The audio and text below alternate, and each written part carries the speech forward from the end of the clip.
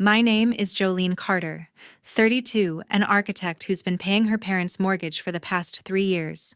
They were hosting their 30th wedding anniversary dinner at a fancy restaurant downtown. I wasn't invited. Mom had said it was because of limited seating that they had to keep it intimate. I told myself it didn't matter that I was too busy anyway. But when I opened social media that evening, the lie fell apart. Ava, my sister, had posted a photo, everyone smiling at a long table under golden lights, champagne glasses raised. The caption said, "Family only. We finally have everyone together." I stared at the screen, the words burning. Then I typed my comment, "Congrats, mortgage and taxes are all yours now." I hit send before I could change my mind. 5 minutes later, the post disappeared. 10 more and 30 missed calls blinked across my screen. I didn't answer. I just sat there in my small Albany apartment, the glow from my phone lighting the dark room, realizing that maybe I'd been uninvited long before the dinner ever happened. They didn't forget me. They excluded me. If you've ever been treated like a stranger by your own family, keep watching. What happened next will make you rethink what love and loyalty truly mean. And when you finish this story, tell me in the comments what would you have done in my place. It had always been this way. Ava was the sun, and I was the shadow that followed quietly behind. When we were children, she would draw messy stick figures for Mother's Day, and Mom would frame them like masterpieces. I once brought home a blue ribbon from a state science fair, but it was folded into a drawer before dinner. Mom said she didn't want me to brag. Even as a child, I learned that Ava's smallest effort was worth celebration, while my best work was just expected. The pattern only deepened as we grew older. When the family car broke down, I was the one who wired money from my first real job. When Dad's medical bills piled up, I sent another check pretending I didn't notice the silence that followed instead of gratitude. Each time there was a crisis, my phone would light up not for conversation, but for a transaction. I told myself I was helping because it was the right thing to do, but part of me hoped they would finally see my worth. They never did. Ava's life unraveled before mine ever started to bloom. She married young, divorced young, and returned home with boxes of clothes and a bruised ego. Mom welcomed her like a war hero. I remember hearing her say to a neighbor, "Ava is doing her best, poor thing." When I visited that weekend, I offered to take Ava out for dinner, but she declined, saying she was too tired. That night, I overheard Mom telling Dad that I didn't understand real struggle. I wanted to laugh. Paying off their bills wasn't struggle enough, apparently. Living in Albany gave me distance, but it also became proof of my supposed coldness. Every time I skipped a family dinner because of late meetings, Mom would sigh and tell relatives Jolene is too busy for family. I worked hard, earned every promotion yet. In their eyes, I was the daughter who drifted away. The truth was simpler, being near them hurt. The closer I stood, the more invisible I felt. Dad Robert was a quiet man. He rarely disagreed with Mom. When she criticized me, he would mutter, "You know how your mother is," as if that excused everything. Once, after a tense dinner, I asked him why he never spoke up. He looked at his plate and said, "Keeping peace is easier than being right." I realized then that silence was his form of loyalty to her, not to me. The years passed, marked by phone calls that always began with small talk and ended with requests. Can you help with the roof here? Your sister needs a little extra cash there." I gave not because I was generous, but because I couldn't bear the guilt of saying no. It wasn't until recently that I noticed the pattern. They only called when something was broken. When everything was fine, I disappeared from their world entirely. Sometimes late at night, I'd scroll through old family photos on my phone.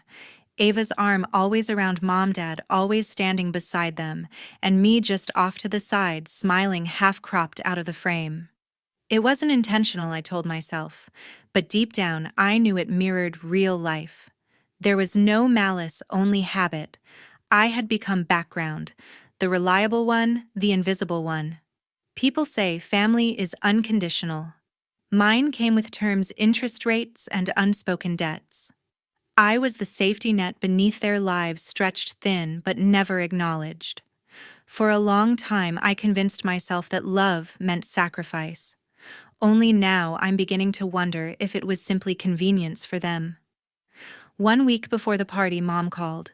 Her voice was sweet in that overly careful way that always meant something unpleasant was coming. She said she hoped I was doing well, that work must be keeping me busy, and that she and Dad were finalizing the seating arrangements for their anniversary dinner. I could already hear the hesitation forming before she said it. There were only so many seats at the restaurant, she explained, and things had become complicated with cousins and old friends confirming at the last minute. She said she hoped I would understand that it wasn't personal, that she loved me very much. I sat at my desk listening to her voice echo through the speakerphone, half distracted by the hum of my computer. The words didn't hurt right away. They just sat there heavy, waiting for meaning to catch up. I told her it was fine, that she should enjoy the night. She sounded relieved, almost cheerful, when she said goodbye.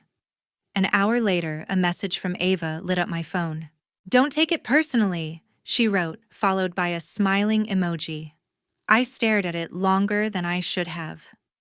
Ava always had a way of turning sympathy into superiority.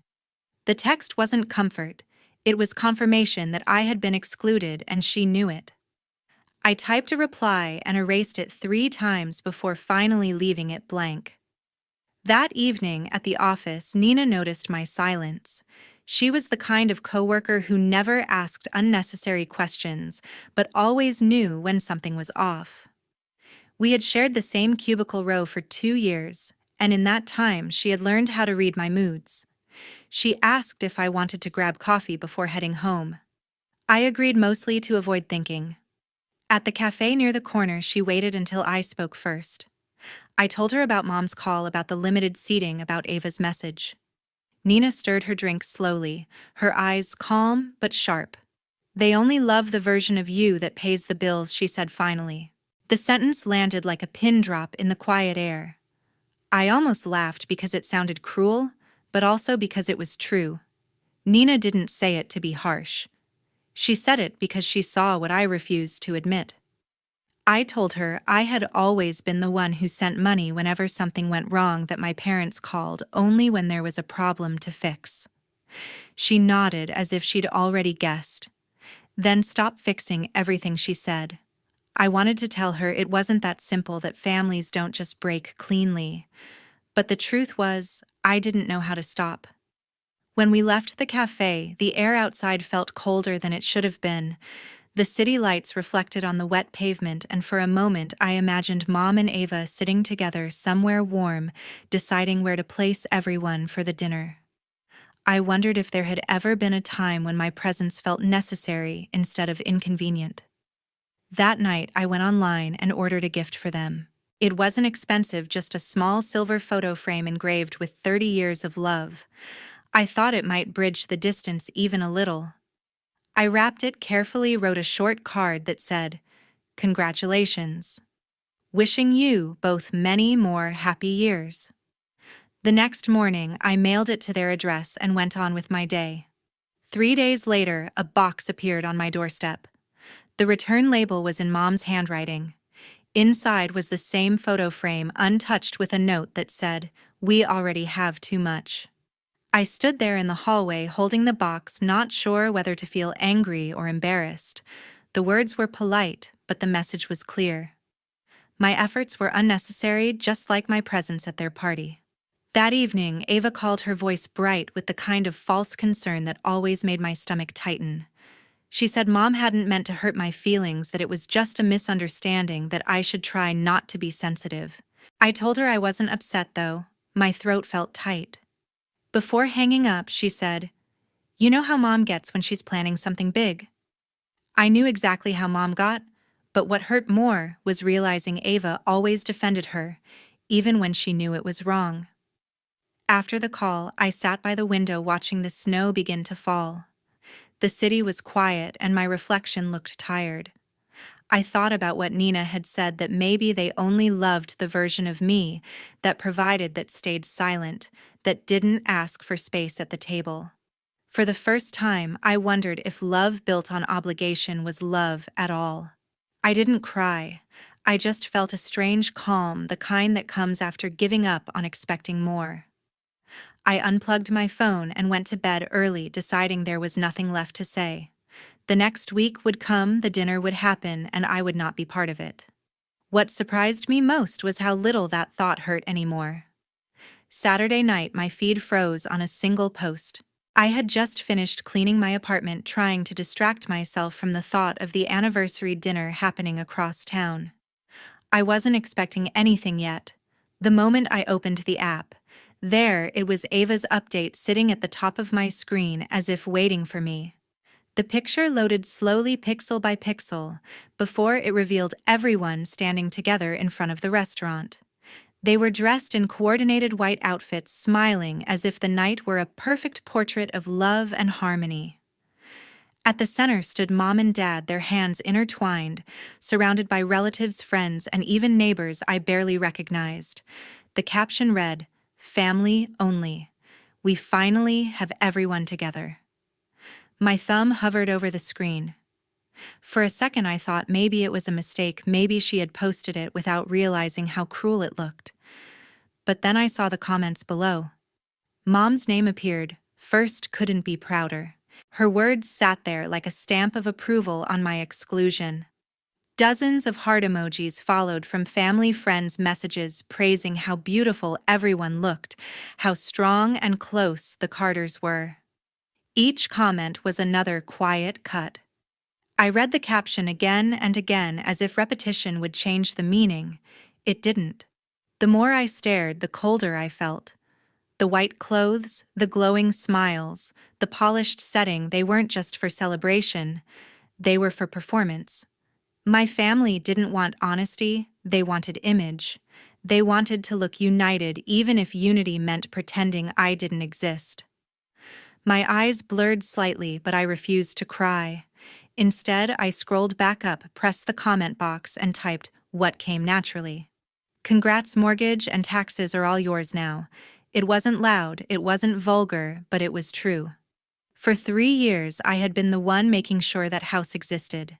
Every check, every transfer, every quiet sacrifice came from me. That photo wouldn't even be possible without those payments. I hit post and watched the words settle beneath Ava's perfect caption. Then I locked my phone and set it aside. 15 minutes passed before I picked it up again. The post was gone. My notification bar blinked non-stop with messages and missed calls. The numbers climbed fast, 10, 20, 30. Mom's name appeared the most. I didn't answer. I just sat there staring at the phone vibrating on the table, feeling the weight of every buzz. When it finally stopped, a message came through. "How could you embarrass us like that? You're being selfish." I put the phone face down and leaned back, letting the silence settle. The word selfish repeated in my head until it almost became meaningless. I had been called many things in my life, cold, distant, too focused, but selfish was a new invention. My chest tightened, not from guilt, but from disbelief. After everything I had done, after every bill I had covered, every late payment I'd fixed, they still managed to paint me as the villain. I stood by the window looking out at the street below. The snow had started again, quiet and persistent. Somewhere across town they were still probably laughing, maybe already home from the dinner, full and satisfied. I imagined Mom recounting the moment I commented, Ava defending her post, Dad saying nothing at all. That last part, at least, I could be sure of. I made tea just to have something to do with my hands. The kettle hissed, filling the small apartment with steam. I thought about the past 3 years, about every time I logged into my bank account to transfer the mortgage payment, telling myself it was temporary, that one day things would be different. I never questioned why I was doing it. Family needed help, and that was what good daughters did. I didn't even put my name on the deed. I told myself I didn't need credit. Standing there, it hit me all at once. I wasn't just excluded from their table, I had been excluded from their gratitude long ago. They didn't see me as a person anymore, just a resource. And that post, that perfect photo, was proof. They could erase me from their picture, but not from the bills that kept their lives stable. The phone rang again. I let it ring. I knew if I picked up, Mom would speak first. Her tone dripping with disappointment instead of remorse. She would tell me that family shouldn't air dirty laundry online, that appearances mattered more than feelings. And she would never realize the irony that I had been keeping their appearances intact for years. Eventually, the calls stopped. The apartment grew quiet again, except for the low hum of the heater. I sat on the couch, tea cooling in my hand, and thought of Nina's voice in the cafe. They only love the version of you that pays the bills. It wasn't just a clever observation, it was prophecy. I took one last look at my phone before turning it off completely. The light faded from the screen, and for the first time that night, the quiet felt peaceful. Somewhere deep inside, under the hurt, something shifted. Maybe it was anger. Maybe it was awakening. I didn't know yet. All I knew was that I was done being the invisible sponsor of their perfect image. 2 weeks passed and silence got expensive. I had stopped sending the mortgage payments the same day I decided to stop explaining myself. For 3 years, my account had released the same amount every month like clockwork without thanks or acknowledgement. The moment I cut that flow, the quiet that followed was heavier than I imagined. The first week was still. The second began to hum with consequence. On Tuesday morning, my phone lit up with a message from Mom. The bank keeps calling. They said something about missed payments. Is everything all right? It was written with feigned confusion, the kind that hides accusation beneath politeness. I read it twice and didn't answer. A few hours later, she sent another. We didn't want to bother you, but they say it's urgent. The word urgent was her favorite way to manipulate guilt. I could almost hear her sigh between the lines, the practiced tone of a mother who believed love meant control. By Friday, Ava joined in. Her post appeared on social media, public for everyone to see. Some people forget who raised them. It read, paired with a photo of her holding Mom's hand. The comments were predictable. Sympathy. Validation, concern. Stay strong, someone wrote. Family can hurt the most, another said. Ava replied to each one with heart emojis and crying faces, playing the role she had perfected, devoted daughter, loyal sister, victim of someone else's coldness. I scrolled through the thread once, closed the app, and let my phone fall onto the couch. I refused to give them the satisfaction of a response, but ignoring them didn't stop reality from catching up. 3 days later, an envelope from the bank arrived in my mailbox. At first, I thought it was a mistake. I hadn't lived in that house for years, and all financial ties were supposed to be clean, except the payments I chose to send. The envelope felt heavy, its paper thick, official. I tore it open and scanned the first page. My name was printed in bold letters across the top: Jolene Carter, borrower and guarantor. For a moment, I couldn't breathe. The letter wasn't about late payments, it was about a new refinance. The numbers were unfamiliar, larger, riskier. The house had been refinanced under my name 2 months earlier. I reread the page, searching for an error, a misprint, anything. But every signature line, every identifier was mine. The next morning, I called the bank. After being transferred through 3 departments, a calm voice introduced himself as Ethan Davis, the account manager. Ms. Carter, he said, I see your inquiry regarding the refinance. How can I assist? I asked him to verify the details. He hesitated, then said, the refinance was processed in July. The primary borrowers listed are Robert and Evelyn Carter, with your signature authorizing the guarantee. My pulse quickened. I never signed anything, I said. Can you send me the documents? There was a pause before he answered. We have electronic copies on file. The signature matches prior authorizations. It appears consistent. The word consistent struck like a blade. Someone had used my digital signature, my saved authorization data from prior transactions. I pressed further, asking for timestamps, IP addresses, confirmation of the signing method. Ethan grew cautious. Legally, I can provide that through a formal request. But if you're suggesting fraud, we can initiate an internal review. The room seemed smaller as he spoke. The air felt sharp. I thanked him, wrote down his name, and ended the call. Then I sat still, staring at the bank statement spread across my desk. My parents hadn't just leaned on my help, they had crossed into theft, using the very trust I had built with them as the weapon. The messages from Mom continued. "Honey, we need to talk." Then, "You're being unreasonable. Finally, you're tearing this family apart." I didn't respond to any. Each message was proof of how their love had conditions attached. It was never about care, only compliance. That night, I found myself scrolling through old emails. There it was, an automated message from the bank 2 months old labeled refinance confirmation. I had ignored it back then, assuming it was spam. The attached PDF now told the full story. The form was digitally signed under my name using the email and access credentials tied to the joint account I had once shared with Dad for payment transfers. I had left that access open, trusting they wouldn't misuse it.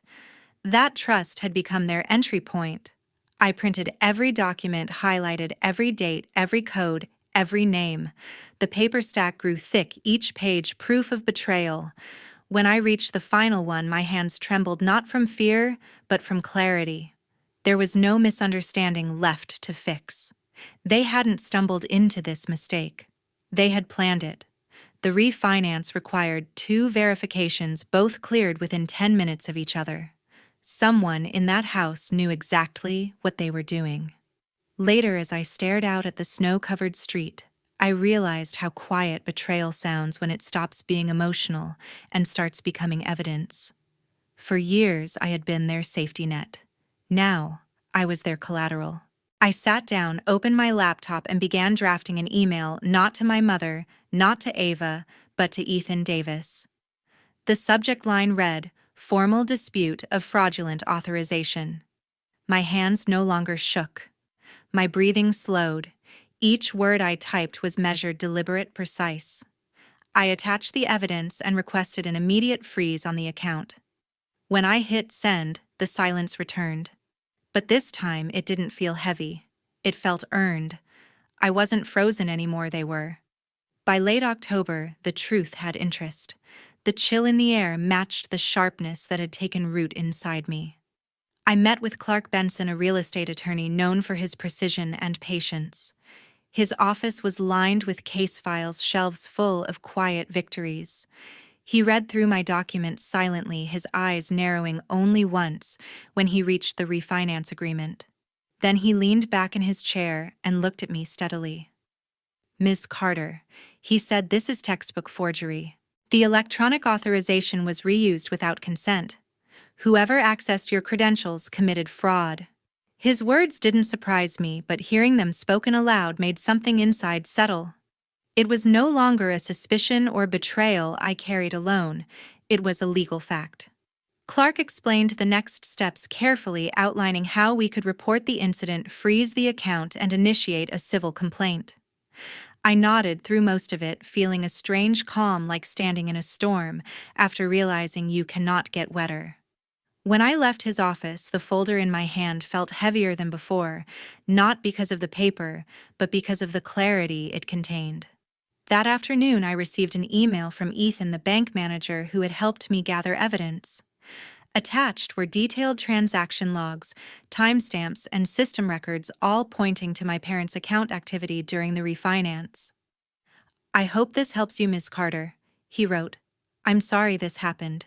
I thanked him, though no apology could fix the truth that my family had turned my trust into collateral. 3 days later, Ava's name appeared on my phone. Her message was short. "Mom wants to have brunch. Just us. It's time to talk." I almost deleted it, but something in me wanted closure, not reconciliation. I replied, "Where and when?" Sunday morning, I arrived at the cafe 15 minutes early. The place smelled of cinnamon and burnt espresso, the kind of comfort that didn't fit the tension brewing in my chest. I chose a table by the window, placed the folder beside my cup, and waited. A few minutes later, Ava walked in, followed by our parents. Mom was dressed perfectly, as if appearance could rewrite the truth. Dad's shoulders were heavy, his eyes fixed on the floor. Ava began with a smile too bright to be real. "Jolene, we're glad you came. Things got messy. Let's clear the air." Her tone was rehearsed, her charm a shield. Mom nodded in agreement, stirring her coffee with practiced grace. "We all made mistakes," she said, "but we're family. We can fix this." I looked at her and then at the folder. "Fix," I said quietly. "You used my name for your loan." The words fell like glass on tile. Ava froze. Mom's hand trembled slightly. Dad didn't move at all. "That's not true," Ava said quickly, eyes darting to Mom. "You must be mistaken."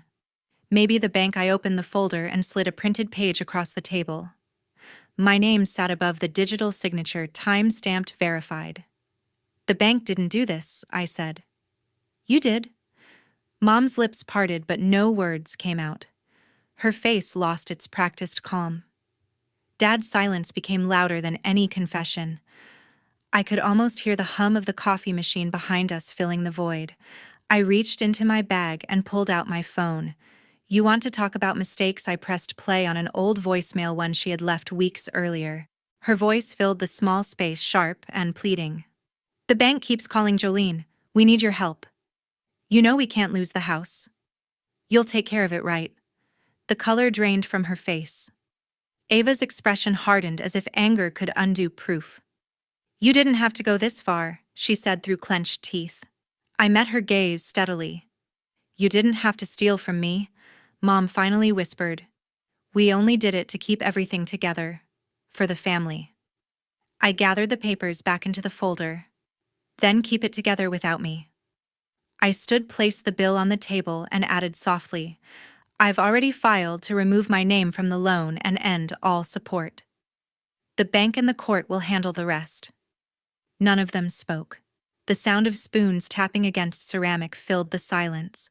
I felt no triumph, only release. The weight that had pressed on my chest for months lifted as I turned toward the door. Outside, the October air bit at my skin, crisp and cold, but it felt clean. Behind me, the cafe windows reflected their figures, still seated, still small. Ahead, the street stretched open, quiet, waiting. For the first time in years, I walked without looking back. 3 months later, the house went quiet. The street that once echoed with my mother's morning gardening music and my father's cautious footsteps now held only the sound of winter wind against the shutters. The for sale sign that once marked their pride now carried a red sticker that said, "Bank owned."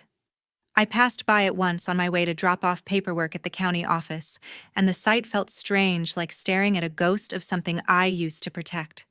The foreclosure had moved quickly. Without my payments and with the fraud case under review, the mortgage defaulted within weeks. The bank repossessed the property before Christmas. The furniture went into storage, the garden wilted, and the front porch lights never came on again. The neighbors whispered, of course. Families like ours were supposed to be respectable, not on the local foreclosure list. Ava moved out first. I heard from Ethan that she had been staying with a friend across town, sleeping on a pull-out couch in a cramped apartment. The same girl who once posted photos of family unity now deleted every trace of those smiles. Her social media went silent. When the bank's legal department contacted her for a deposition, she refused to respond. That silence didn't last long. A month later, the district attorney's office filed a civil complaint against her for falsifying financial documents during the refinance.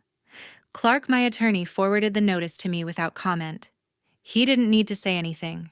The consequences had finally found their way home. Mom, on the other hand, found someone new to blame. She called once, long after the house was gone, her voice a brittle whisper. "You didn't have to destroy us," she said. "You could have helped." I didn't reply. There were too many layers of irony in that statement to peel back. She never mentioned the forged documents or the lies that led there. To her, I was still the ungrateful daughter who wouldn't obey. Dad remained silent as always. I wondered if he agreed with her, or if silence was simply his way of surviving. Either way, it didn't matter anymore. The family I once tried to save had already collapsed long before the bank took the house. The first week of February, I moved into a new apartment in Rochester. It was small but filled with light, with windows overlooking a narrow parkway where children walked home from school every afternoon. I bought secondhand furniture, assembled it myself, and for the first time in years, every object in the room belonged solely to me. There was no mortgage notice, no debt collector, no voice demanding explanations. Just quiet. Each morning, I brewed coffee and watched the snow fall over the city. Sometimes I thought about Ava and wondered whether she blamed me or finally saw the truth. Other times I thought about my mother's garden, how she used to say, "You can't grow anything in the cold." She was wrong. Some things grow best in the cold. Clarity, boundaries, self-respect. When the final court decision arrived, it confirmed what Clark had promised months ago. My name was officially removed from the fraudulent loan, and the liability was reassigned to the original borrowers. The judge noted the deliberate misuse of personal authorization, citing intentional misrepresentation. Reading those words, I felt no satisfaction, only closure. It was the clean ending I had needed, but never thought I'd get. Ethan sent a short email that same afternoon: "The case is closed. I wish you the best moving forward." I replied with 2 words: "Thank you." There was nothing else to say. He had been professional, kind, and honest, qualities that now felt rare in my vocabulary of family. At night, the quiet of the apartment grew deep, but not lonely. I learned to enjoy the rhythm of my own company. I cooked dinner for one, read books without distraction, and sometimes let music fill the space. The stillness that once frightened me now became the proof of survival. I no longer waited for apologies, explanations, or redemption.